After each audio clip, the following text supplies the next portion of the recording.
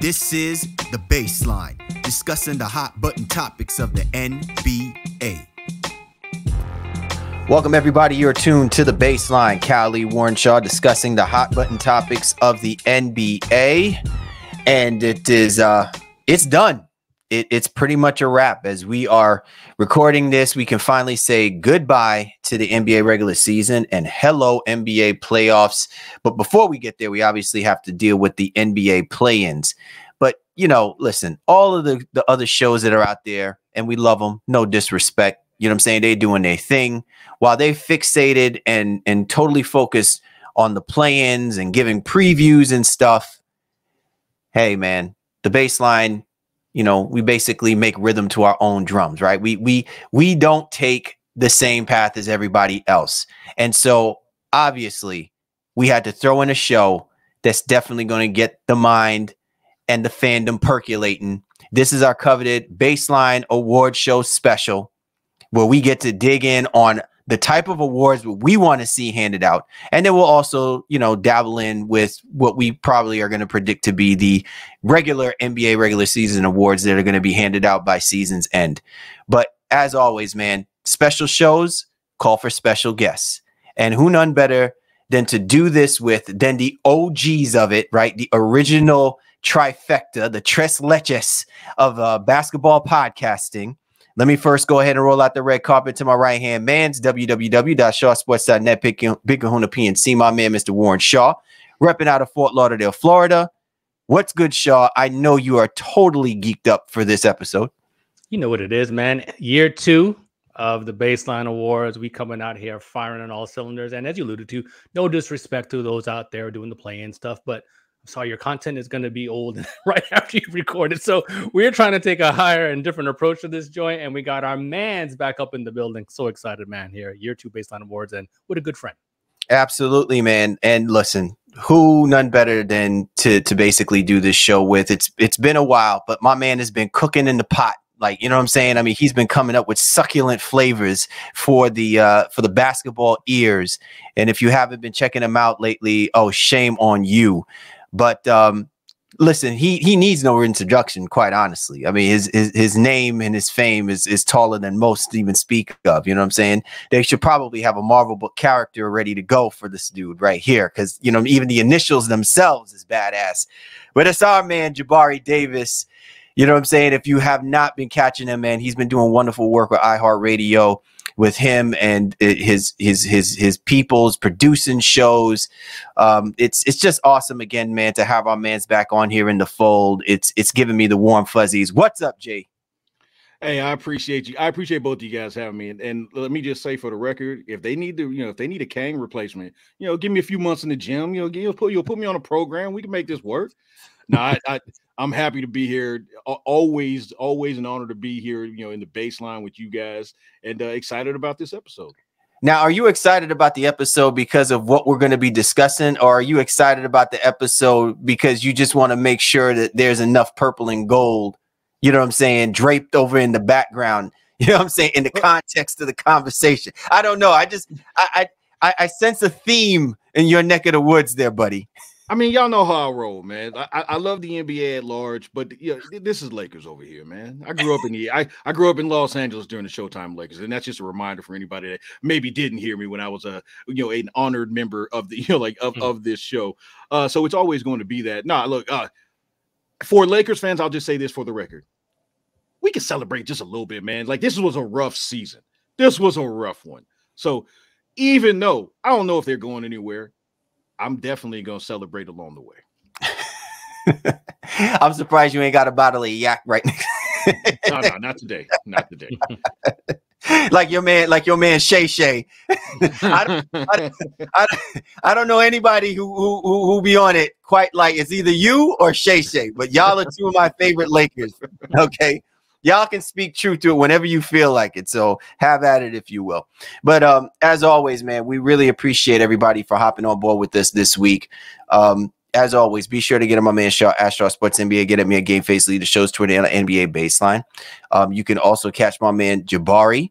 You know what I'm saying? As well, too, is, he has just got a plethora of great shows and content on iHeartRadio. And so we always encourage you guys to not obviously check out his fold. I mean, if you're checking us out, you definitely checking out our man Jabari. He's one of the originators in this. So we always appreciate him taking the time to come out here and help us break down this episode, Shaw. And I'm really excited about this because, one, it's a marker in the road with regards to, you know, how we look at the season, the regular season in its totality. And I think more importantly as well, too, is to give us a little bit, you know, opportunity, you know what I'm saying, to kind of like let the hair out a little bit, you know what I'm saying, relax, chill, have some fun with it, and really touch on some things that obviously that the way that the NBA news cycle operates, there was not enough room or opportunity for us to be able to delve into those things, and to be able to do it with great friends and have great content about it. Well, you know, as I said, man, it's that time of the year, and there's a lot of highly debatable conversation when it comes to awards specifically. But for us, you know, we like to have fun, and I think we had a lot of great fun last year in kind of creating some of our own awards. So to bring in, you know, the distinguished, you know, Jabari Davis to join us in that conversation this year should be a lot of fun for our fans and listeners. And we'd love to hear what people have to say, you know, after the conversation that's taking place. So after you've tuned in and listened to us for about an hour, you might like what we had to say and you might not, but we want to hear about it on our socials. So let us know. Get at us on Twitter and Instagram as well. All right. Now, before we start getting into, you know, the way that we have the show laid out for our listeners, we're going to get into the actual NBA awards first, right? Who we are giving our predictions. They're going to be, you know, the trophies are going to be handed out to, and then we'll delve into the baseline awards, which obviously we are going to have so much fun having conversations. We've got some lovely topics selected, curated for your listening pleasure. So that's how we're going to basically dole things out. Before we do that, Jabari, man, I know it's been long overdue. You know, for our people who really haven't had an opportunity to keep up with you and all of the different projects you're doing, talk a little bit about what it's like doing your thing over there at iHeart. You know, what have you got on the docket? You know, the shows, production, where people can get at you. I want to make sure people know who you are, what you're about, where you're at, everything and stuff like that. Because, you know, there's not too often that we're able to get all of us together on this stuff. I would say we should happen more often, but I'm always appreciative of the opportunity at times when you do come on. Honestly, Cal, guys, I definitely appreciate it. I don't want to take up too much time with this. The easiest way to find my stuff is at Jabari Davis NBA on Twitter. If anywhere you get your podcast, you can check out Miles and Jack Got Mad Boosies. It's a hell of a lot of fun. It's a weekly podcast for the league that's distributed through iHeart. We have all types of fun guests on there. The man, the myth, the legend, Warren Shaw has been on there, talking up y'all Celtics. We may have to find a way to get the entire crew back, for the summer, especially if you guys win it. Let y'all talk your talk a little bit. But either way, NBA Finals file, and we got a couple other things in the work that I can't necessarily get into, but definitely appreciate this opportunity. Absolutely. So thank you once again for our listeners for supporting us. But as always, we encourage you to support our families as well, too. And that includes our man, Jabari Davis. Be sure to get him at Twitter at Jabari Davis NBA. All right, let's get right into it, Shaw. Jabari, let's start talking about who we think are going to be getting those NBA awards. And the first one that we're going to kind of, sink our teeth into is going to be the Sixth Man of the Year award. A pretty nice selection. I will have to say I'm kind of glad that we're in a different space. Maybe with the performances of these individuals, it will usher in a different way that we approach and look at the NBA Sixth Man of the Year award. But I'm going to start with you, Jabari. Who do you have slated to walk away with that award? No, I appreciate it. I think all the main characters deserve to be in the conversation for what they did for their respective teams. So, I absolutely love what IQ brings to New York, what Norman Powell does for the Clippers, and obviously what, Bobby Portis does for Milwaukee. And, even though he's no longer in the conversation, I was ecstatic, that Russ, he got the love, within the conversation for a good portion of the season as well. But ultimately, while I think everyone is deserving, I personally, and look, for the record, the league does not give me awards picks. They know better. They know damn well better than to do that. But if I were picking, I would honestly go with Malcolm Brogdon. At least from a distance, it felt like he was the steadiest and probably the most consistent over the course of the year. From the outside looking in, again, he's exactly what the C's needed heading into the year. There was a little bit of FOMO. I was hating on y'all. I'll be straight up. I'll be with you when y'all got him to start or in the offseason. I thought, man, that's exactly the piece that they needed, and I think that he proved to be that. On a night in, night out basis for your Celtics. Yeah, I'll jump in and say, a lot of our shows when we have Jabari, they end up with me and him agreeing, at least to start off with. This will be no different, unfortunately. I guess if you're looking for some dissension, my problem with Quickly, not a problem, is that he started 20 games for the Knicks, right? Yeah. Brogdon could have started for Boston, but Missoula kept him in that role, reserve, all 67 games he played. Bobby Portis started a lot of games for the Bucks as well, too, to circumstance. So I'm not trying to knock those guys, but if you're going through the true altruistic aspect of what the award means, Brogdon, 44% from the three-point line, almost 15 points per game. As Jabari alluded to, very much what Boston needed coming in off the bench. And again, no disrespect to those guys too, but I think it's Brogdon for sure. Yeah, I don't see any reason why to disagree with you guys. I will, though, say I think the person who's going to come closest will be Norman Powell for the Los Angeles Clippers. And let's not make any bones about this.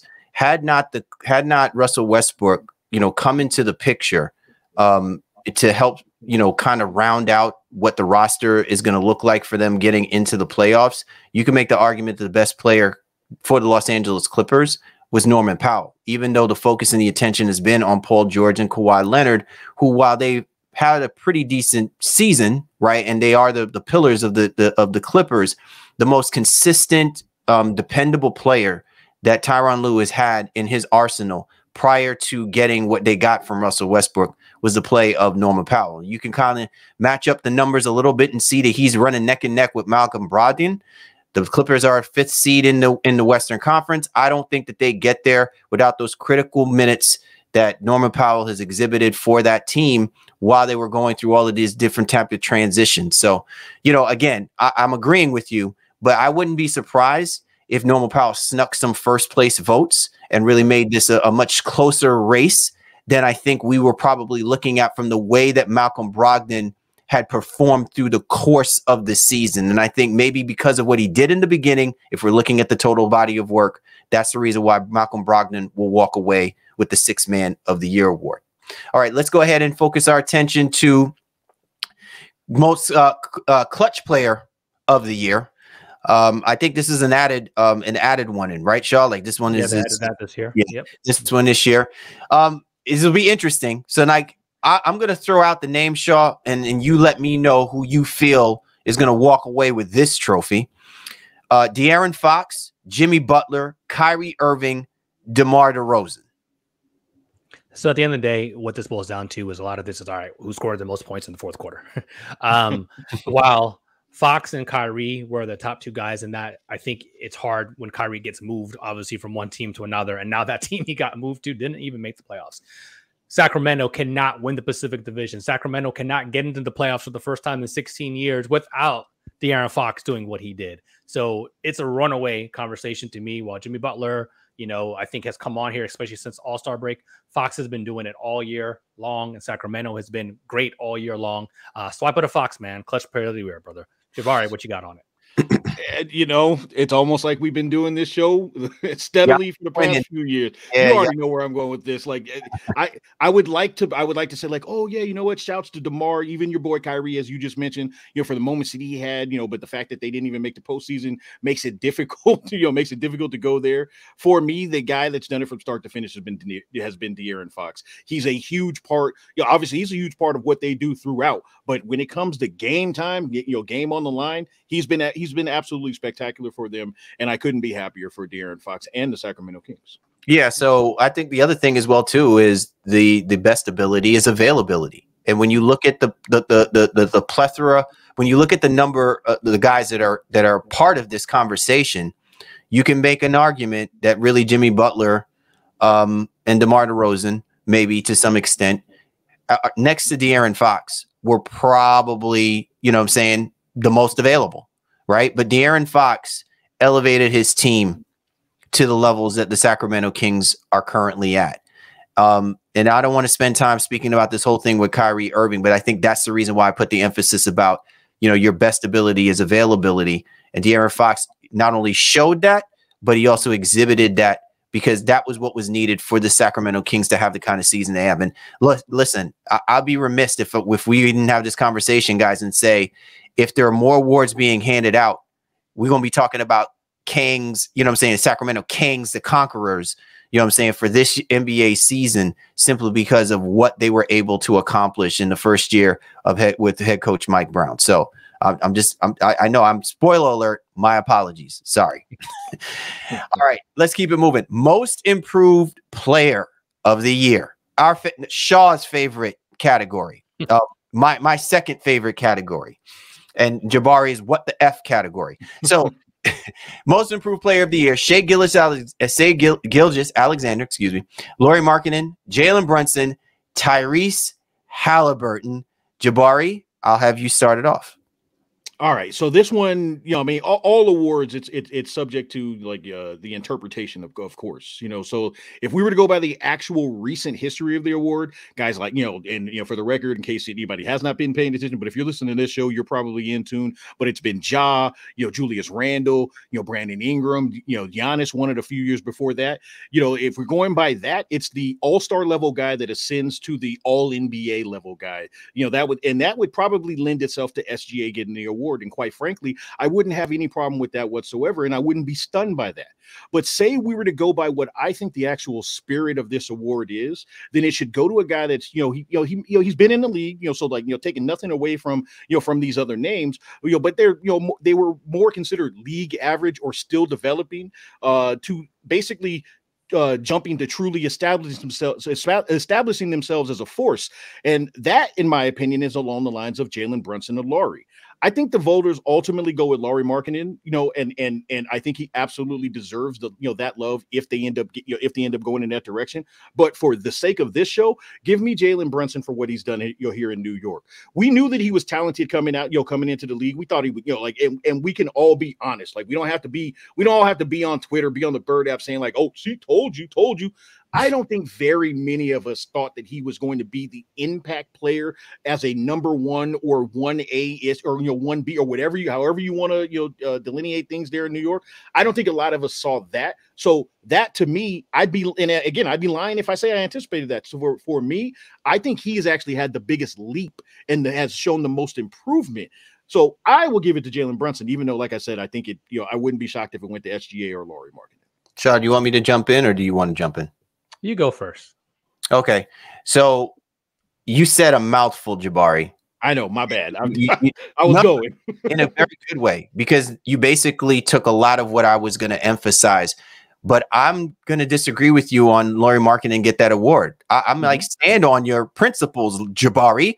Jalen Brunson's going to get the damn award. And you know what? He damn well deserves it, right?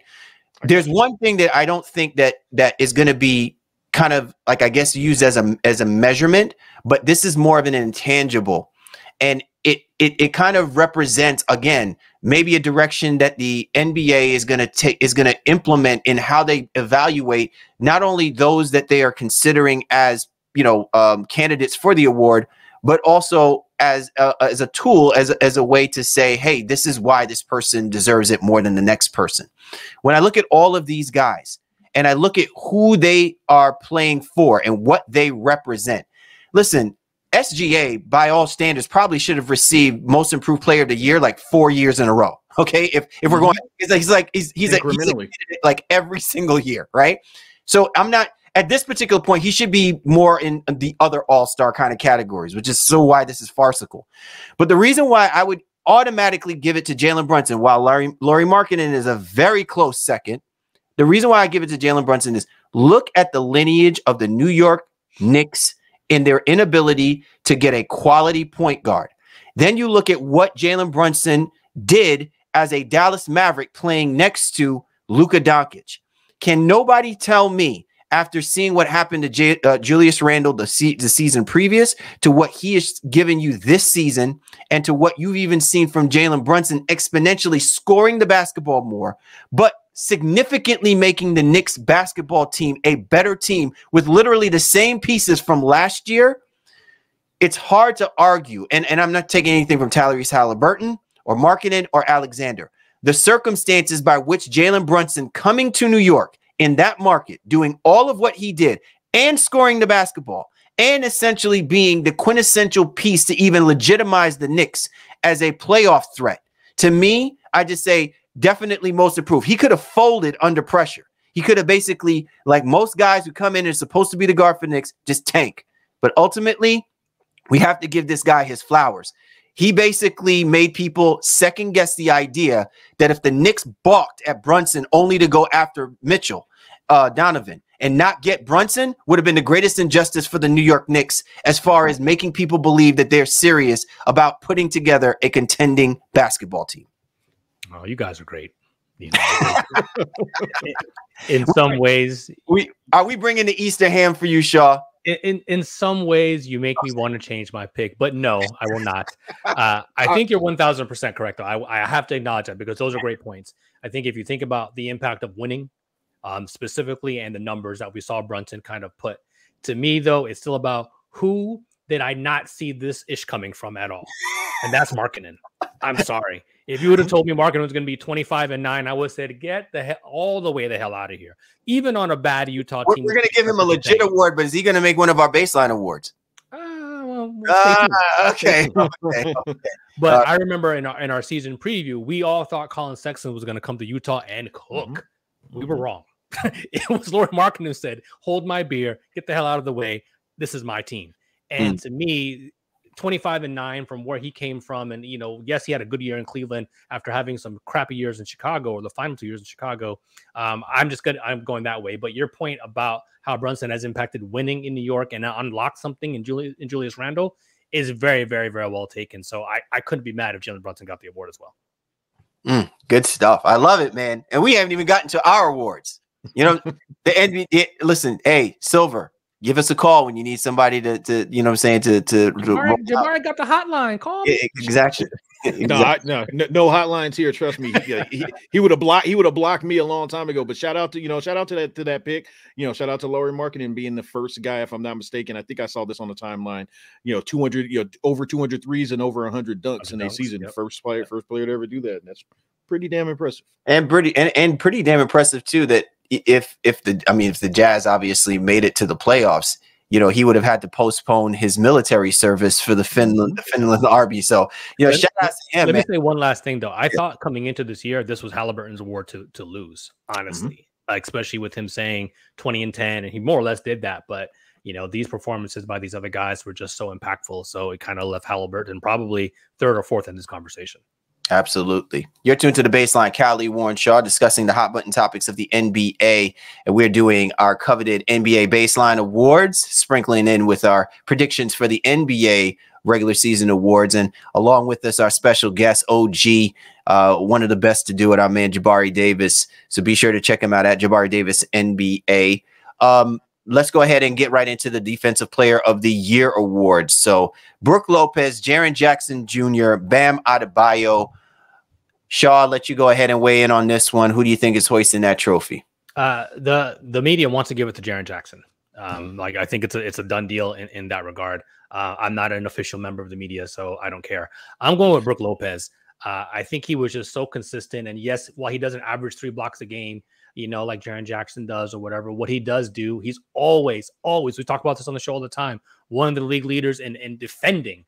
It's just clearly like defending jumpers, defending the paint. He's the linchpin of what Milwaukee does. And they still have Giannis, you know, out there as a literally a Greek freak out there running around defensively. But Lopez allows that defense to really be even more in tune and more synergetic. And while I love Jaren Jackson, and, you know, he's been on our list for a couple of different things, and we want to root for that guy.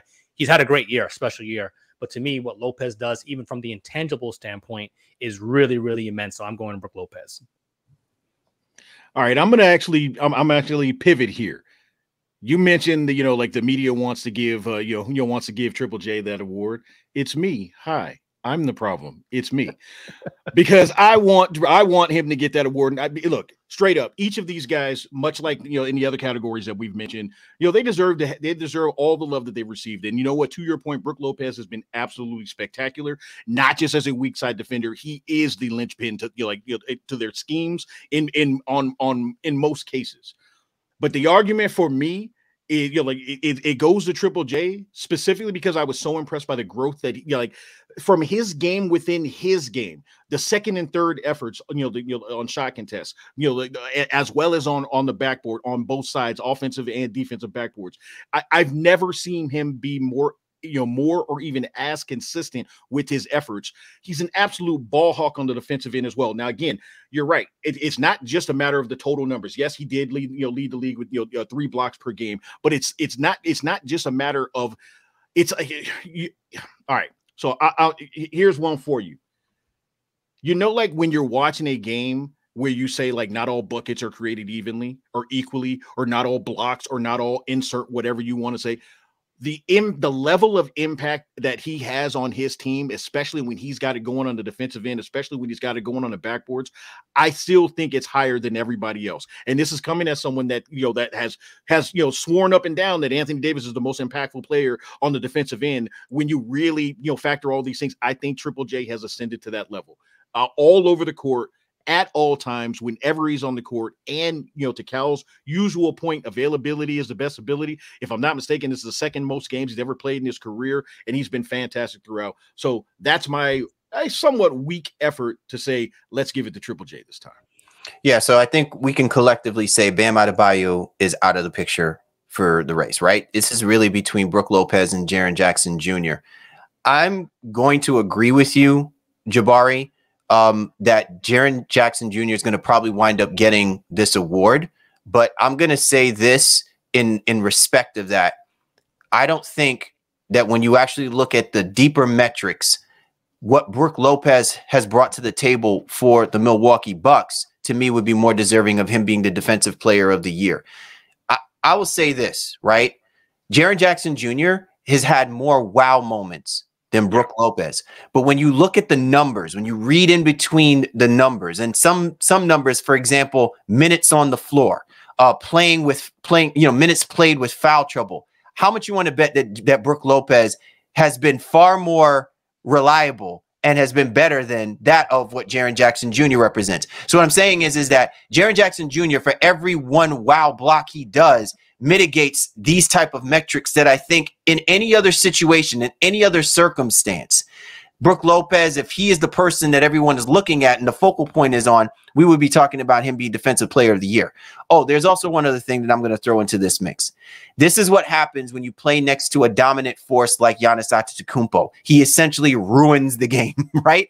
Because where was it ever that we said that Brook Lopez could evolve in being the defensive force that he is? Everyone will still lean on Giannis Antetokounmpo being the reason the Milwaukee Bucks is a top 10 defensive team, But again, you look at the numbers, you read the metrics properly. Brook Lopez is directly responsible to allow Giannis to continue to ascend in that MVP conversation, but more importantly, to maintain the defensive prowess that the Milwaukee Bucks has shown us, which is exactly the reason why the Milwaukee Bucks will continually be a contender as long as those two are playing next to each other. It's remarkable because you would think that Brook Lopez's game would regress as he's obviously getting older, and yet he has found another way to reinvent himself. It may not matter in the grand context of things when it comes to the defensive player of the year, but I do think that, and this will probably be the only year that he'll get this type of consideration, because this is not going to get replicated again. But to me personally, think that this year specifically, it really should go to Brook Lopez, given what he has shown us as a player in that role, in that position for that team. He held it down, and really, again, sneaky metrics, I think would wind up putting it any other year. He would get it. But Jaren Jackson Jr., way too many wow moments. I'll say this. It's not even in a rebuttal. It's actually in agreement with you about Brook Lopez in the extended conversation. Do y'all remember what Brook Lopez was like when he was a New Jersey Net? Like it's crazy to me to think like this is where his game is. And look, guys can get smarter, guys can get wiser about the game. They can continue to work on things, which obviously has. When he added the deep ball, I never saw that coming. When he added being not just a defensive helper, being a defensive stalwart, I didn't necessarily see that coming. But honestly, kudos to him and props to him. I recognize that folks are like, what does this have to do with the award? It was really just a matter of like, as soon as when you were breaking him down, I was like, you know what? Damn, that dude has had the back half of his career is better than the front half of his career, and not just because of ultimate team success. He is a significantly better player at this stage. Yeah, I mean, he couldn't have picked a better partner to basically, you know, redefine his career as one of. And I'm going to say this. I know that we can have these kind of conversations later on down the road, and I know we got the MVP coming up in a second. But I'm going to say this, man. We may have to really start talking about Brook Lopez being one of the great centers in NBA history. Not the greatest. I'm just saying being in the conversation, because that kind of evolution does not happen overnight. You know what I'm saying? That what Brook Lopez came into the NBA being an offensively blessed player, to then go to being one of the more defensively reliable players in the NBA speaks volumes, you know, and his numbers are going to measure up to a lot of other guys that are already in the Hall of Fame. He's going to be a Hall of Famer. May not be first ballot, may not be unanimous, but he's going to have numbers that are going to speak to the fact that he was one of the great centers that played this game of basketball. And this is one way that has surely put him on that path to that conversation. All right, guys, let's get right into the MVP. Obviously, it's a three-man race. Joel Embiid, Nikola Jokic, Giannis Antetokounmpo. Jabari, I'll let you lead off on this one. Who do you think's hoisting that trophy?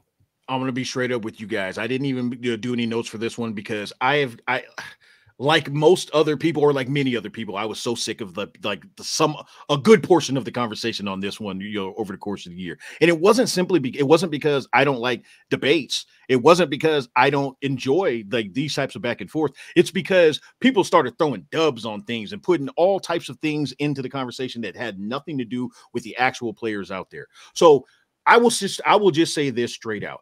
I think Nikola Jokic, if he ultimately wins this award, and I'm not hedging, just to be clear, but if he ultimately wins this award, I would not be upset, because I think when people are throwing out there like, well, no one's ever done it 3 times in a year, you know, 3 times in a row, or not since 1986 or whatever the case may be, I think that's kind of bogus, because that has nothing to do with the actual impact, his actual impact on his team this year. I do not think that you can discount you know, pretty much, you know, wire to wire, you know, running the West, regardless of whether the rest is fantastic. You know, I think that should be celebrated. Now, I say all of that to say, I think Giannis is the best player in the league. So it's difficult for me to look at anybody else other than that, especially when the Bucks have been great. Giannis too has been great. Yes, you know, did he have, you know, a couple ups and downs over the course of the season when it came to, you know, his scoring? Sure. But they were still finding ways to win, and specifically because not just do they have a great team, because he can impact the game on both sides of the court. I've said all of that to say Joel Embiid is your MVP. And you know why? Because damn it, he's been great on both ends. But I don't know what to do anymore, man. What else more do I need to do? I'm sorry. Exactly. Always the bridesmaid, never the bride. Well, you know what? God dang it, we're going to rectify that this year. Give Joel Embiid that MVP. I'm not even going to qualify it other than that, because I've already spoken too long on the subject. Okay. 4. Love it. Well, you know, I get to just more or less reiterate what Jabari has said, only from the mindset of Joel was my preseason MVP. And while he started off the year a little bit rough, and you started to wonder, oh, is he going to miss too many games, et cetera, et cetera, et cetera. Even with the new rules, a minimum 65 games for awards that takes place next year. Well, Joel played 66 this year, so we don't have to worry about that. He's qualified. He's the league's leading scorer. And when you talk about wow moments, he's had more wow moments, I think, this year than anybody. And while we talked about this on the last show, he didn't win it in this last week, as a lot of people have been trying to say, just because of some more special performances. It is a total body of work. There is some narrative here, but similarly, can't be mad if Jokic or Giannis win it. But to me, it's Joel Embiid. Yeah, the only thing that I'm gonna add to what you guys are saying is look at the narratives to which we would probably be selecting between Jokic and Embiid. While Antetokounmpo is rightfully in this conversation, I think at the end of it, he just didn't do enough. There's still no question. If you ask me who the most dominant player in the NBA in basketball, it's still Giannis Antetokounmpo. That doesn't necessarily mean that he's the most valuable player. And when I think about value doesn't necessarily mean money, but think about value like this. how more valuable is the NBA with the Denver Nuggets being one of the top teams in the Western Conference? How more valuable is the NBA when a guy like Joel Embiid, who's basically been part of, quote unquote, the process, loses a part of the process where everyone thinks that he is not ready to be a leader. He's not ready to take the bull by the horns. 2 years in a row, he's basically watched that award being given to another big, and people say that that big is actually better than Joel Embiid.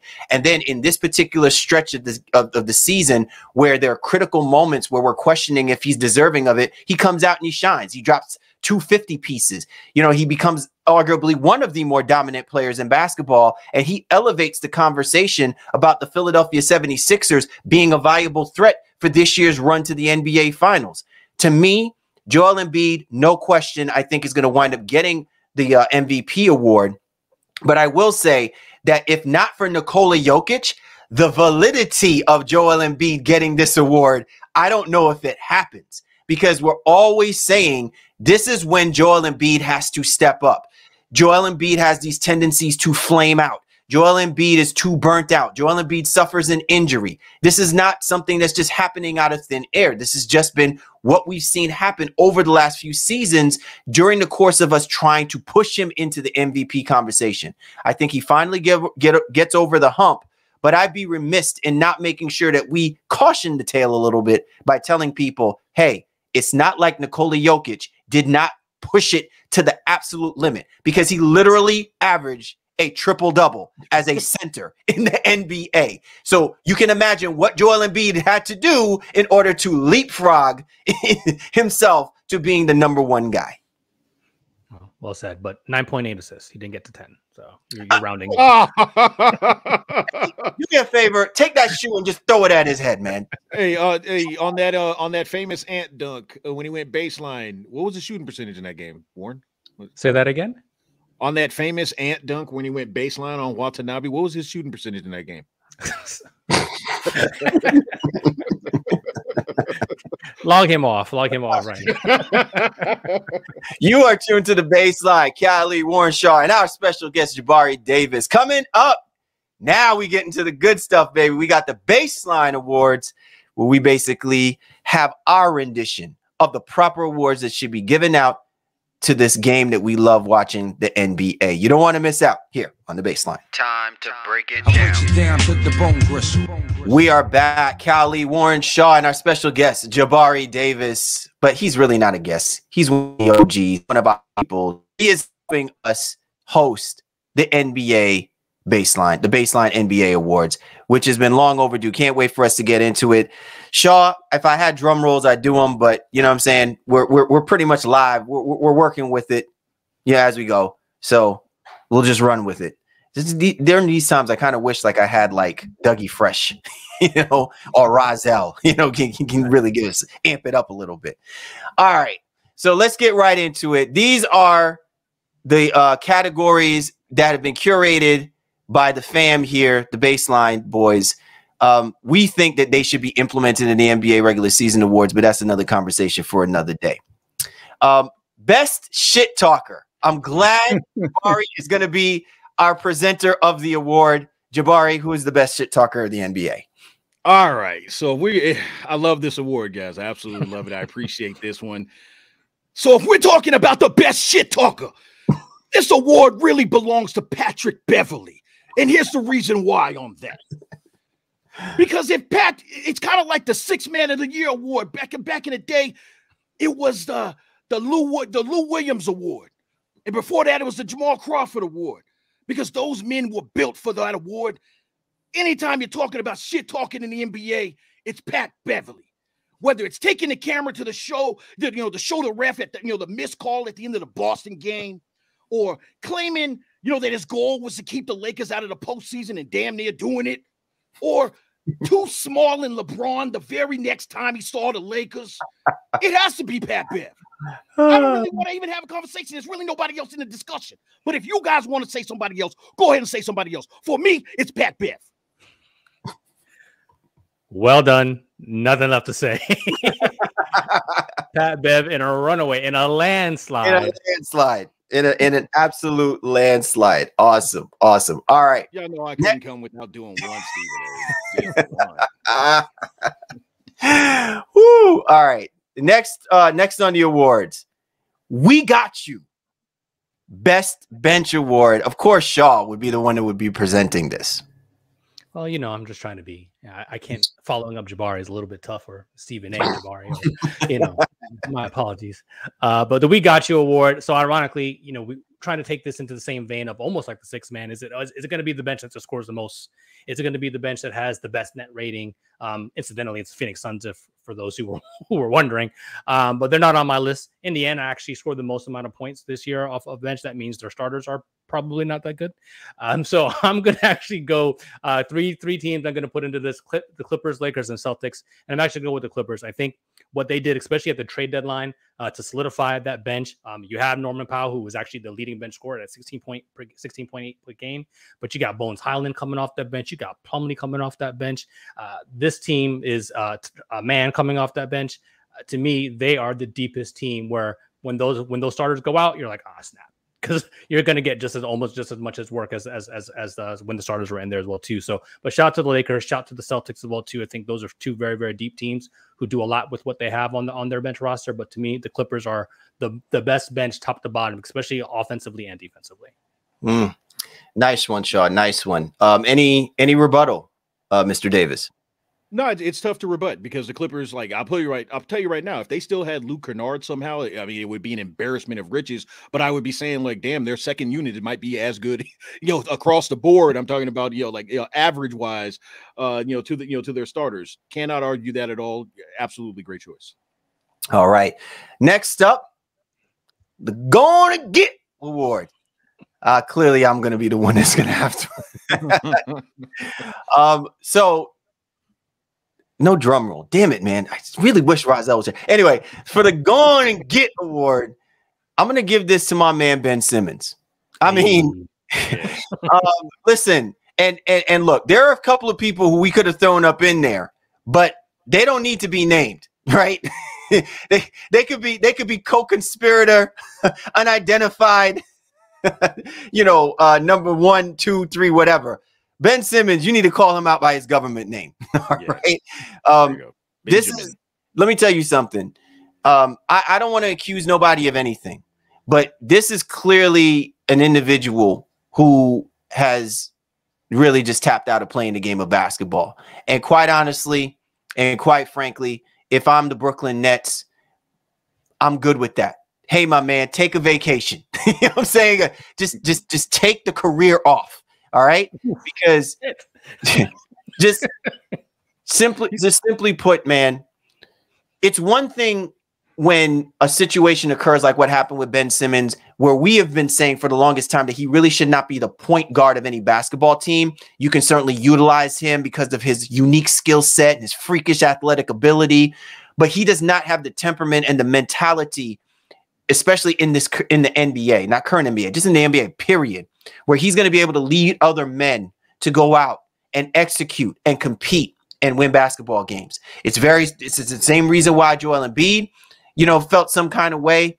And it's clear that Kevin Durant, Kyrie Irving, and I can't believe I'm putting them in the same breath, Kyrie Irving and James Harden to some degree all never felt, comfortable, with where his state of mind was going to be about playing the game of basketball. Clearly, to me, when you look at the body of work, Ben Simmons has a personal agenda that is counterintuitive to any basketball franchise that has a purpose and has, a very strict line in the sand about what they need to do. He's going to he's going to do his own thing, and I'm fine with that. But it can't be at the expense, of the Brooklyn Nets. It can't be at the expense of any other basketball team, except for anyone that's just got money to throw around and say, you know what, maybe we can use him. Maybe we can figure out a way to revitalize his career. But as far as I'm concerned, if he doesn't play another game of NBA basketball again, I'm not crying over it. He done made enough money that he can get off into other ventures of his own. What I don't want is him coming back and pulling the nonsense that he's pulled over the last couple of seasons and really not take the time necessary to get his act together to go out and compete and play basketball like a lot of other guys have been trying to do to even get an opportunity to play in this market of the NBA. All I'm going to say is obviously we got to jump, but I didn't expect for you to put him out of the league. You know what I mean? So that is, but I think that is honestly the conversation kind of where we're at. Haslam, but he just said, listen, this is my last year, right? Like, so, you know, at least Udonis knows, you know, even though, you know, he's getting like all of I-95 and everything being given to him. But I'm just saying. Look, I'll just be quick about it. I never thought we were going to be here with Ben. Like I after it all went down in Philly, there was a part of me that said, like, maybe maybe he's not a star, but he's at least still a serviceable guy that, you know, that you can depend upon to run an offense and, you know, be an effective high level, interchangeable defender, with a live body. But I wish that I could argue with you, Cal. I think that's where we are. And people will listen to this and say, you guys are going way above and beyond. He's only 26 years old. We've seen this before. We've seen this movie. And the only thing missing is the "I don't want to be here" tweet. Like, that's the only thing. Do you know why we're at this point again? I don't want to belabor this because we got other awards to get into, but do you know why we're at this point? At least I am. You know what? Most other guys with mental health, with CTEs, guys like Calvin Johnson walked away from the game at a relatively young age from playing football, right? A far more violent sport, but recognized within himself how short-lived an opportunity he has. How many opportunities has Ben had and has been afforded himself to be able to take time to do what he needs to do for him to come back and actually play the game of basketball, right? So how many more opportunities before he recognized properly within himself that I'm not ready to do this? So it's at the expense of another team paying him money to keep himself away, to get right. To me, it just speaks more that he's not taking enough time. He's not taking enough consideration about what's necessary for him. And again, I'm not trying to be harsh. I'm just being realistic. The purpose of this award is saying, do I want to see this dude out on the basketball court come next season? I don't. Because unless someone tells me differently, what the Brooklyn Nets told us is they don't want to see him on the basketball court for the rest of this season. And that's a problem. That's a big, big problem, especially with the way the Brooklyn Nets have ended the season and what they've got lined up playing in the playoffs. Why would we want to be talking about Ben Simmons come next year when you've got a promising future with the talent that they've accumulated in the trade deadline? I don't want Ben Simmons coming in and then all of a sudden we got this cloud of controversy hanging. And again, I want to feel about the Brooklyn Nets moving forward. All right, let's go right into the MacGyver Award. I'm shocked by this because I thought Shaw would do this one, but Jabari, get out your switchblade, bro. Show us how this is done. This is the player who does the most with least. So I may have a surprise for you guys here, and I'll be honest with you. When I saw this award category, I said, all right, hold on, man. They set me up because this is depending upon the conversation, this could very easily be, oh, well, are you saying like the Austin Reeves, Alex Caruso, deal? I think, guys like Malcolm Brogdon, are in the same type of conversation. He's not getting 2 awards in this deal. So like, there's an obvious reason why I'm mixing it up a little bit.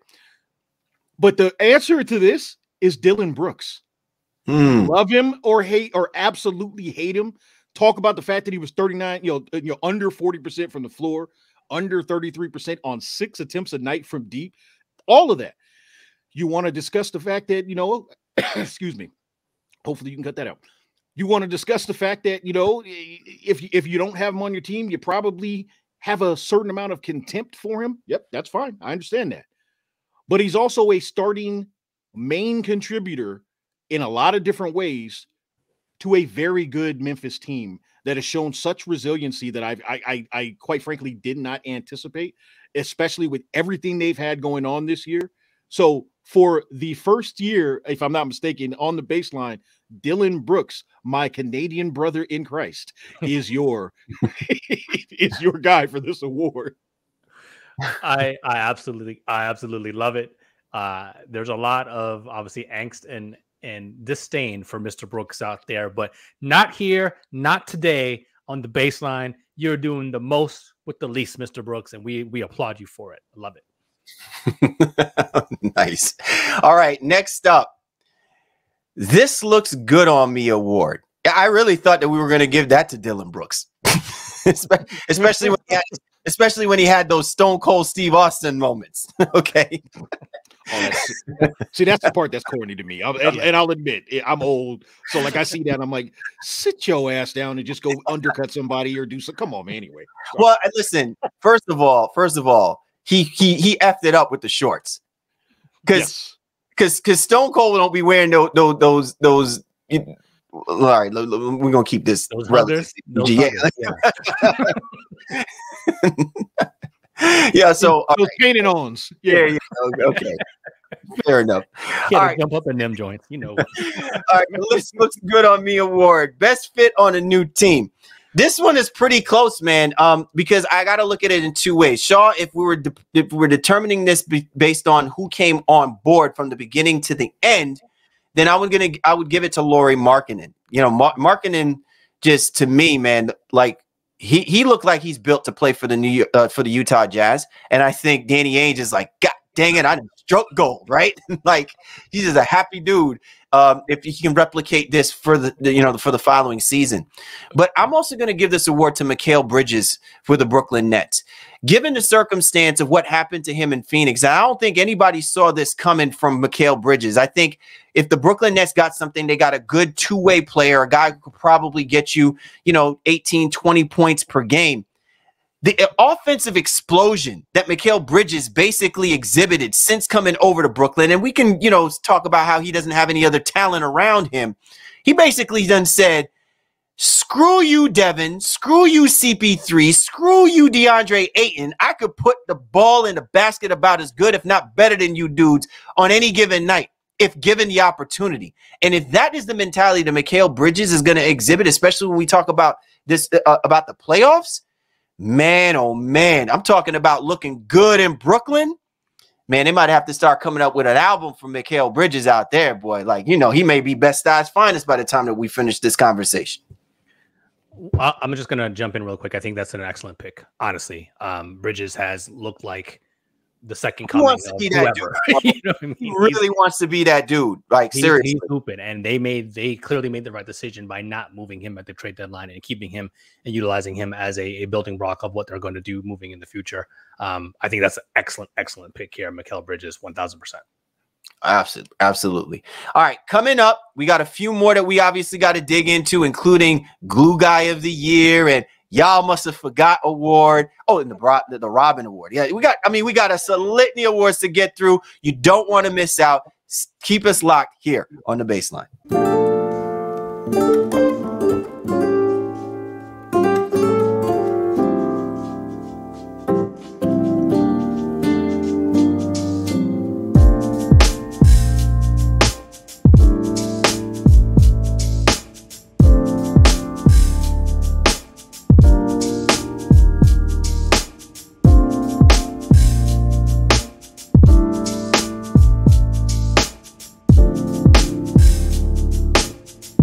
We are back. Callie, Warren Shaw, and our special guest, Jabari Davis, here doing the Baseline NBA Awards as we kind of delve into the categories that we felt are best suited to honor all of these great NBA players who basically gave us a great NBA season. So as we keep things moving along, Shaw, Glue Guy of the Year.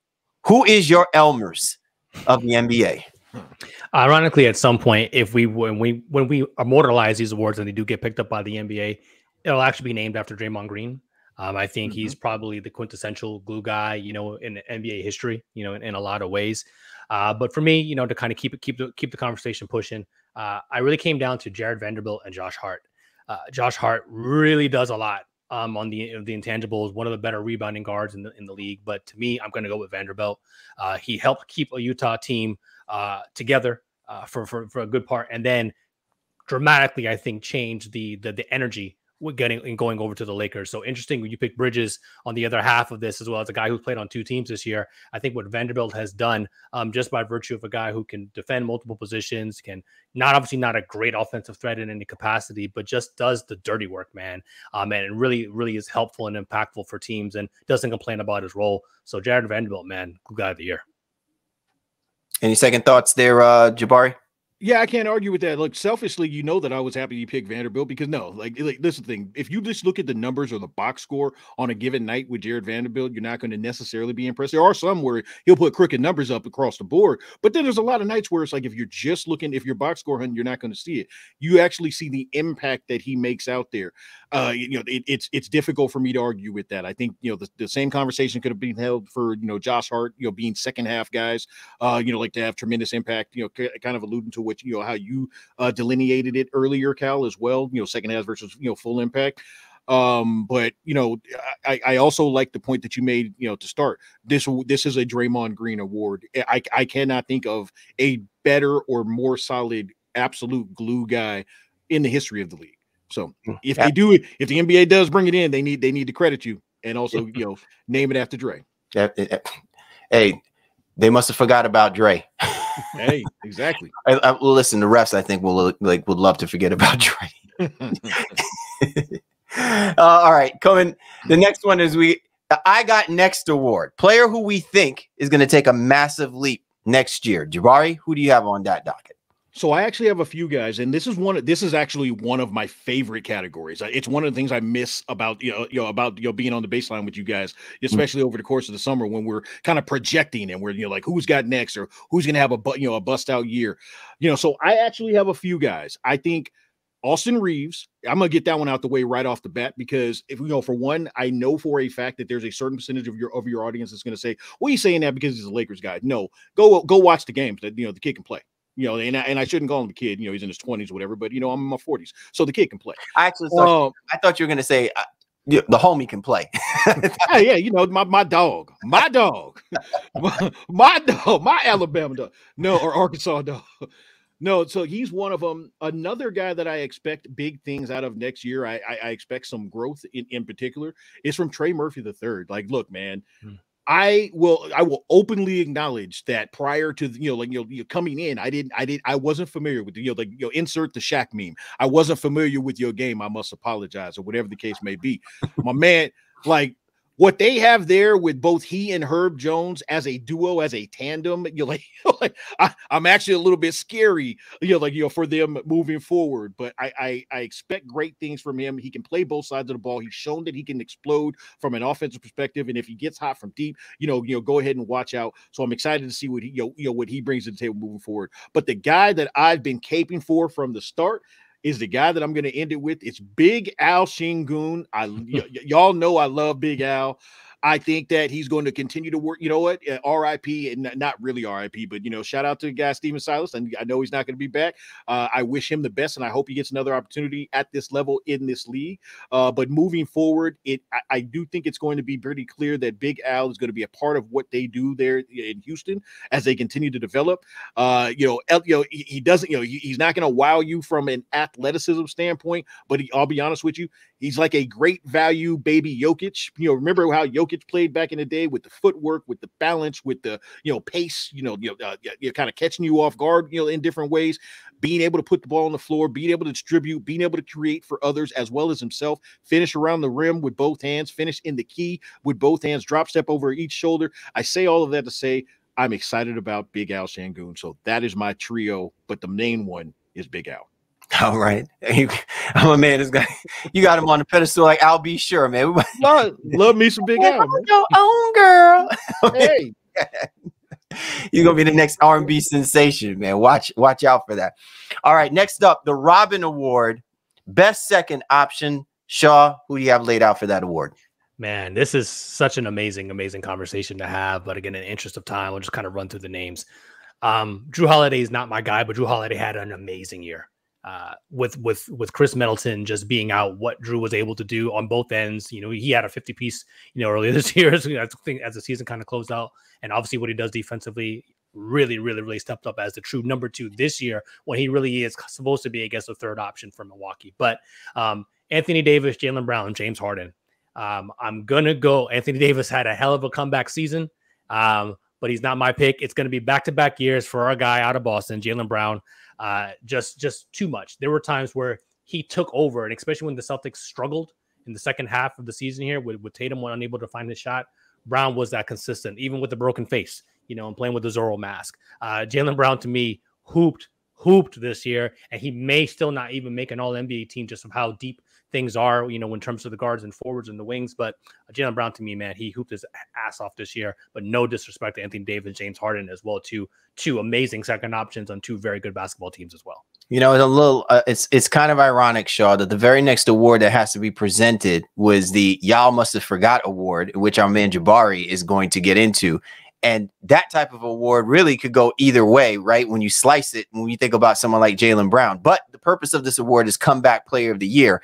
And while Jaylen Brown really doesn't need to be a Comeback Player of the Year, his whole attitude this year, and especially with everything that's circulating on whether or not he wants to remain a Boston Celtic, he has basically been giving people that y'all must have forgot I'm that effing dude, not just Jason Tatum award, right? Like, so Jabari, you can speak to who you have slated as y'all must have forgot. I'm just saying that if I had to give that award out, I'd have been giving it to Jaylen Brown, because he's making people damn well remember there's a reason why the Boston Celtics made it to the NBA Finals last year, and it wasn't just because of Jason Tatum. And this year, he could very well be the quintessential reason why they may even be able to repeat that same feat again, if they don't, if they can't get that type of contribution and play that Jaylen Brown has exhibited all season long, Shaw.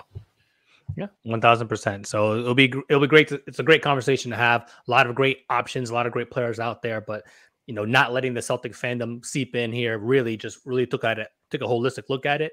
Still played more games than AD and everything like that as well too. So, but again, AD was right up there for me. So I don't know if we're setting anything up here, but we'll go ahead and do the baton pass here to Jabari. Y'all must have forgot Comeback Player of the Year. Who you got, JD? So you would think I was going there, but I am not. And one thing I will say about Jaylen Brown, while he's not necessarily a y'all must have forgot, candidate in my book, I absolutely think he's been the second, he's been the best second guy. And the reason why I say that is, think about it like this: Boston, while they didn't end up with the best record, they're still one of the best records in the league. Jason Tatum never really actually had a chance for the MVP conversation. And the fact, and that's not taking anything away from Jason Tatum. What I'm saying is they get so much from a guy like Jaylen Brown. They get so much from those other guys that Tatum didn't have to exert himself and overextend himself over the course of the regular season. And that's a testament to how great Jaylen Brown is. But if we're bringing it back to this, I got two guys in mind for this one as well. Fun. This is going to be, what's up, Cal? Julius Randle finally has shown, my big adult son has shown that he deserved all of those deals. Every last cent of those deals. I will take nothing away. And actually, to your credit, Cal, you mentioned it earlier. The impact of Jalen Brunson cannot be, I think it was you, and if it was you, Warren, and I took your credit, the impact of Jalen Brunson cannot be denied when it comes to Julius Randle, returning to form. So I don't want to, I don't want to make it all about like, oh, well, Ju just flipped a switch. I think he's in a better spot right now. He has a running mate right now. He has running mates right now. So that's fantastic. Much like the other guy, and the guy that I ultimately would give the award to, but it's a little bit different because I did not think that this man had this in him. I thought he had game left, but I didn't know how much. It's James Harden. I have to give it to Big Jim Harden. You deserve your flowers. We're not talking about the postseason. We're not talking about you turning into your chariot, turning into a pumpkin in the biggest moment of the postseason. We're talking about what you did over the course of this regular season, and you absolutely deserve it. As much love as we have all given to Embiid over the course of this conversation, I still think you also have to circle back and say, you know what? Damn it, James Harden was fantastic for them in his role, in what he was asked to do. He was spectacular. So he is my y'all must have forgot comeback player of the year for this year. All right. I'm going to throw something in real quick with what you're saying, Jabari. Let's keep in mind that if James Harden does not play the majority of the games that he plays, we don't know what version of Joel Embiid we would be seeing on the back end of this regular season, right? Because the knock on Joel Embiid is that he's flamed out because of the burden that he's had to shoulder carrying the basketball team to midway point, when the team has struggled and gone through extensive losing streaks. This is actually the first time that we've seen Joel Embiid actually play with a level of pace and dominance of how he plays the game. And I think a lot of that can be contributed to the health and to the resurgence of James Harden, being a contributor and really just basically saying, y'all must have forgot. I can still, two-step these mofos to death. It's basically what he's saying. So let it not be overlooked. James Harden's value to the Philadelphia 76ers again has made them a lethal combination to make a run for the Eastern Conference. Finally, we got the last award to throw out there. This one is the MVPBT. I mean, of course, we're going to put some extra letters in MVP. You know, it's what we do. But the MVPBT, most valuable player on a bad team. It's Dame time. Yes. All right, look, listen, this one's a no-brainer. Maybe like last year where we had a couple of people we can speak to these things. It's hard to put it on the Detroit Pistons. They didn't have Cade Cunningham. You really can't put it on the Atlanta Magic. They actually have a promising future. The Washington Wizards actually were in the play-in picture all the way up until like maybe the last week and a half of the season. The Charlotte Hornets is the Charlotte Hornets. I mean, what more can be said? You basically saw the Portland Trailblazers look like a team that wanted to compete. They had some flashes, but then when you really look at that roster and you really looked at what they were working with, you just say to yourself, if Damian Lillard is not on this team, how bad would this Portland Trailblazer team really be? And minus Anthony Simons, this really would not be that great of a basketball team. They'll be decent. You may even make the argument they'll be competitive. But I guarantee you that those 33 wins that they already have right now are very hard to come by if they don't have a Damian Lillard. So listen, Damian Lillard has proven without a shadow of a doubt that the Portland Trailblazers need to basically go find him another landing spot because it's not good for his career and it's definitely not good for the Portland Trailblazers if these two guys are still simpatico with each other. Something miraculous has to happen to change that narrative. But when you look at this team, the Portland Trailblazers basically looks like Thanos when he snaps his fingers. The rest of everyone else's existence as being viable NBA players and, you know, legitimate players and guys you may consider moving or whatever the case may be, suddenly just disappears on their roster. And just it's amazing. But that's just how damn good Damian Lillard is. That doesn't necessarily mean that is a beautiful thing. That only just highlights just how great Damian Lillard kind of was when he was healthy and before they decided to shut him down. Yeah, the only rebut I have, I guess, is depending on how bad you think the Dallas Mavericks are, because they also didn't make the playoffs. But I think I looked at Portland's roster and thought they had no chance. Thought I was going to be proven wrong. Even flipped and said, "Hey, well, Dame seems going to be dragging them into the play and kicking and screaming." Then they had a couple of L's, and they were like, "Yeah, you know what? Tank time." So, which ended Dame time, unfortunately. So I think this is a great pick. Maybe the most obvious of them as well, too. Jabari, any closing thoughts?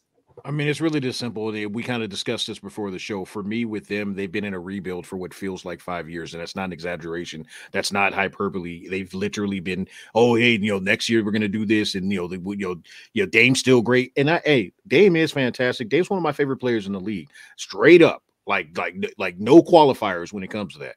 And I do respect the fact that he's a grinded out guy. I respect the fact that like Portland, they continue to say we're just gonna we're gonna find a way. At a certain point, I would like to see Damian Lillard play meaningful basketball in the postseason at least one more time. That's pretty much all I got. Yeah, and I will just say this: you want to what really makes this look bad for the Portland Trailblazers? Danny Ainge goes to Utah, and he completely guts that basketball team, and yet their team was what, a game or two from possibly being in the play-in. You know what I mean? Like, yeah. That speaks more to the Portland Trailblazer organization and what they're doing as it pertains to how they are utilizing Damian Lillard and how they're building around Damian Lillard. And that's the reason why I think now is the time that you really have to reconsider this process that you're going through, because Damian Lillard is not going to want to do it and doesn't need to do it. But for the sanctity of us watching the greatness of Damian Lillard, you need to move him. Right, so what I'm hearing is get Dame to Utah. Got it. All right. Hey, I'd be here for it. And knowing Danny Ainge, we'll get our man Tony Jones on there. He knows. He'll be all on that. He'll be all. You know what I'm saying? Absolutely. This has been a awesome show. Oh my God, it's been awesome. We probably have to do another award show. Like, you know, maybe for the NBA playoffs, just for the sake of getting Jabari on here, because I love shows like these. Let me know. I'm back. Definitely a lot of fun, man. Yeah, and I hope our fans, listeners can tap in with us. Let us know, and we always want to know what some awards would you think of, and maybe make those suggestions to us as well too. So maybe we can institute them for the playoff time as well. But this was a lot of fun, as we alluded to. I hope we didn't overpromise and underdeliver. I know I had a good time with my brothers, man. So definitely tap in here with the Baseline Awards, year after year. Absolutely. Once again, we like to thank you and yours for hopping on board with us this week for the Baseline. Cali, Warren Shaw, our man, Jabari Davis. We appreciate you guys. Enjoy the play-in and the playoffs, and we'll catch up with you next time.